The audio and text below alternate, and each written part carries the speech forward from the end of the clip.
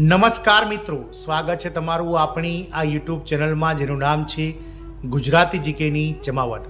તો મિત્રો, ગુજરાત રાજ્યના મહિલા અને બાળ વિકાસ વિભાગના નેજા હેઠળ ચાલતા જે આંગણવાડી કેન્દ્રો છે તે આંગણવાડી કેન્દ્રોમાં કુલ 9,800 કરતાં વધારે આંગણવાડી કાર્યકર અને તેડાગર બહેનોની જગ્યાઓ માટે જે છે તે મિત્રો હાલમાં ઓનલાઈન અરજીઓ મંગાવવામાં આવી રહી છે. આપ સૌને જણાવી દઈએ કે 30/8/2025 સુધી આ અરજી કરી શકાશે અને આ અરજી ફક્ત અને ફક્ત મહિલા ઉમેદવારો જ કરી શકે છે.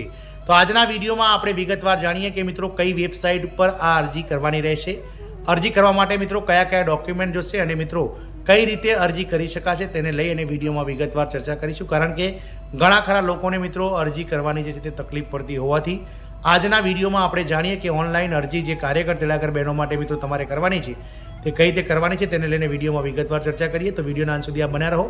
જો આપ અમારી ચેનલમાં પહેલી વાર વિડીયો જોતા હોય તો ચેનલને લાઇક, શેર અને સબસ્ક્રાઇબ કરી બાજુમાં રહેલું બેલ આઇકોન દબાવી ઓલ નોટિફિકેશન ઓન કરી લો, જેથી કરીને ચેનલ પર મૂકવામાં આવતા આવા આંગણવાડી ભરતીને લગતા સમાચારો, પગાર વધારાના સમાચાર તમને અમારા ચેનલના માધ્યમથી સરળતાથી ઉપલબ્ધ થઈ જાય. તો મિત્રો, ગુજરાતમાં જે હાલમાં આંગણવાડી કાર્યકર અને તેડાગર બહેનો માટેની જે ભરતી ચાલી રહી છે તેના માટે ઓનલાઈન અરજી કરવા માટે તમારે કઈ વેબસાઇટ પર જવાનું છે તેની વાત કરીએ. તો મિત્રો, કેન્દ્ર સરકારના મહિલા અને બાળ વિકાસ વિભાગની પોતાની વેબસાઇટ છે જેનું નામ છે ehrms.gujarat.gov.in. તમારે સૌથી પહેલાં ગૂગલમાં કોઈ પણ ગૂગલ ક્રોમ ખોલી મોબાઈલ અથવા તો લેપટોપ અથવા તો કોમ્પ્યુટરમાં ગૂગલ ખોલી ગૂગલ ક્રોમમાં તમારે સર્ચ કરવાનું છે ehrms ગુજરાત. તમે જેવું ehrms ગુજરાત ખોલશો તો તમને સૌથી પહેલી જ વેબસાઇટ મળશે જેનું નામ છે ehrms.gujarat.gov.in અને તમારે આ વેબસાઇટ ઉપર ક્લિક કરવાનું છે. વેબસાઇટ પર ક્લિક કરતાની સાથે જ એક આવું ઇન્ટરફેસ ખુલશે જેનું ehrmsનું ફ્રન્ટ પેજ કહી શકાય, હોમ પેજ. તો ehrms ગુજરાતની જે વેબસાઇટ છે તેના હોમ પેજ ઉપર તમને હોમની બાજુમાં એક રિક્રુટમેન્ટનો ઓપ્શન જોવા મળશે. ત્યાં તમારે રિક્રુટમેન્ટ જે ઓપ્શન છે તેના પર તમે ક્લિક કરશો તો તમને કંઈક આવું ઇન્ટરફેસ જોવા મળશે જેમાં રિક્રુટમેન્ટના ઓપ્શન પર ક્લિક કરવાથી apply, print application, edit application વગેરે જેવા તમને મિત્રો અલગ અલગ જે છે તે મિત્રો વિભાગ જોવા મળશે. તેમાં તમારે સૌથી પહેલાં જે એપ્લાયનું બટન છે તેના પર તમે નવી જગ્યા માટે એપ્લાય કરો છો એટલે તમારે તેના પર ક્લિક કરવાનું છે. એપ્લાયનું બટન દબાવવા સાથે જ કંઈક આ પ્રમાણેનું ઇન્ટરફેસ ખુલી જશે જેના માટે મિત્રો anganwadi woman and child development Gujarat જે છે તેના માટે આંગણવાડી કાર્યકર તેડાગર બહેનની ભરતી માટેનું જે મિત્રો કયા જિલ્લા માટે તમે અરજી કરો છો તેના માટેની મિત્રો એક કોન્સેપ્ટ ફોર્મ આવી જશે જેમાં મિત્રો અલગ અલગ જે અરજી કરવાની જે તારીખથી લઈ અને મિત્રો કઈ રીતની અરજી કરવાની છે, કયા કયા ઠરાવો છે, અરજદારે શું ધ્યાન રાખવું જોઈએ, કઈ રીતે મિત્રો માર્ક્સ ગણવા જોઈએ, કયા કિસ્સામાં ગ્રેડ સ્કોર ગણવાનું છે, અરજીપત્રક નોંધાવવા માટેનું કઈ રીતે ભરવાનું છે, આ તમામ માહિતી જે છે તે મિત્રો તમારે કન્ફર્મ કરી અને છેલ્લે આઈ એગ્રી પર તમારે ક્લિક કરવાનું છે. આ એગ્રી પર ક્લિક કરતાની સાથે જ તમને અલગ અલગ જે મિત્રો 41 જેટલા જે 33 જિલ્લાઓ અને 8 મહાનગરપાલિકાની જે મિત્રો અલગ અલગ જાહેરાતો છે તેનો ઇન્ટરફેસ મળશે. તેમાં તમારે જે જિલ્લા અથવા તો જે મહાનગરપાલિકા માટે તમે એપ્લાય કરવાના છો તેના પર તમારે એપ્લાય બટન ઉપર ક્લિક કરવાનું રહેશે. હવે એપ્લાય બટન ઉપર તમે ક્લિક કરશો એટલે કંઈક આ રીતનું ઇન્ટરફેસ ખુલશે જેમાં પહેલું સ્ટેપ છે મિત્રો રજિસ્ટ્રેશન. તો મહિલા અને બાળ વિકાસ વિભાગનું જે ehrms સાઇટ છે તેના પર જઈને તમારે સૌથી પહેલાં રજિસ્ટ્રેશન કરવાનું છે. રજિસ્ટ્રેશન માટે તમારે પરિશિષ્ટ 3 માટેની 7.5 નંબરનો નિયમ છે તે પ્રમાણે મિત્રો તમે જે અલગ અલગ અત્યારે આપણે એક ઉદાહરણ તરીકે સુરત અર્બન પર આપણે ક્લિક કરીને તમને બતાવી રહ્યા છે.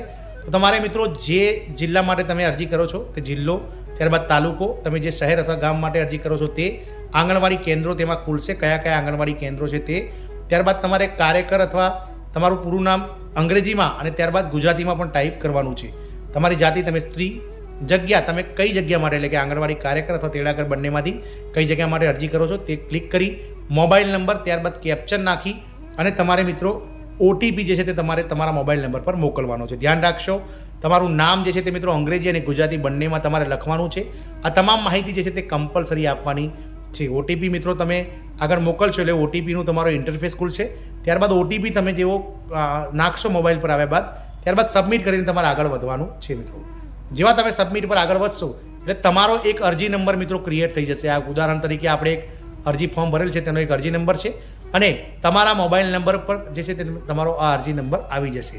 જે રજિસ્ટ્રેશન તમે કરાવ્યું હશે તેના પ્રમાણે મિત્રો તેનું આ અરજીપત્રક આવી જશે. ત્યારબાદ મિત્રો તમારે સ્ટેપ 2 પર જવાનું છે જ્યાં તમારી લઘુત્તમ શૈક્ષણિક લાયકાત, તમે ધારો કે કાર્યકર બહેન માટે એપ્લાય કરી હોય તો ધોરણ 12નું જે તમામ પ્રકારની જે એપ્લિકેશન તમારું જે ડિટેલ છે જેમાં મેળવેલ ગુણ હોય, ટકાવારી હોય, બોર્ડ યુનિવર્સિટી, વર્ષ, કેટલા પ્રયત્ને પાસ કરેલ છે, કયું રાજ્ય છે, તમામ માહિતી તમારે ભરવાની છે.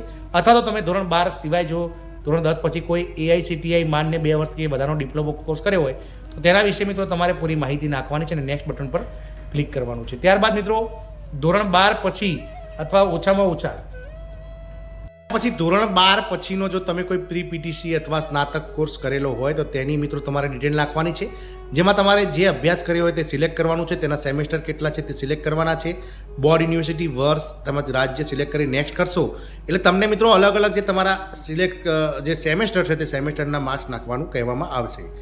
ત્યારબાદ ફી મિત્રો જે B.Ed આ રીતે તમારે જે ખુલશે જેમાં પ્રી PTC PTC B.Ed અથવા તો ડિપ્લોમા કોર્સ સ્નાતક B.Ed વગેરે તમારે સિલેક્ટ કરવાનું રહેશે. ત્યાર પછી તમારે નેક્સ્ટ બટન દબાવશો એટલે અનુસ્નાતકનું આવશે, જ્યાં તમારે ફરીથી મિત્રો અનુસ્નાતકમાં પણ સેમ તમારે અભ્યાસનું નામ, સિલેક્ટ યર્સ ને બધું ક્લિક કરવાનું રહેશે. સ્નાતકમાં પણ તમારે અલગ અલગ જે સેમેસ્ટર છે તેનો અભ્યાસ કરવાનો, વર્ષ પ્રમાણે તેના ડિટેલ નાખવાની રહેશે. ત્યારબાદ નેક્સ્ટ કરી દેશો એટલે તમારું મિત્રો જે છે તે આ અનુસ્નાતકનું ક્લિયર થઈ જશે. ત્યારબાદ વાત કરીએ તો મિત્રો ત્યારબાદ આપણે નેક્સ્ટ બટન દબાવીશું તો તમને સ્ટેપ 4 જરૂરી ડોક્યુમેન્ટ અપલોડ ઉપર લઈ જવામાં આવશે, જ્યાં તમારે તમારા જે જરૂરી ડોક્યુમેન્ટ છે જેમ કે તમારું મિત્રો ધોરણ 12નું ટકાવારી ધરાવતું મિત્રો જે માર્કશીટ છે તે, ગ્રેજ્યુએશનની ટકાવારી ધરાવતી માર્કશીટ, અનુસ્નાતકની ટકાવારી ધરાવતી માર્કશીટ.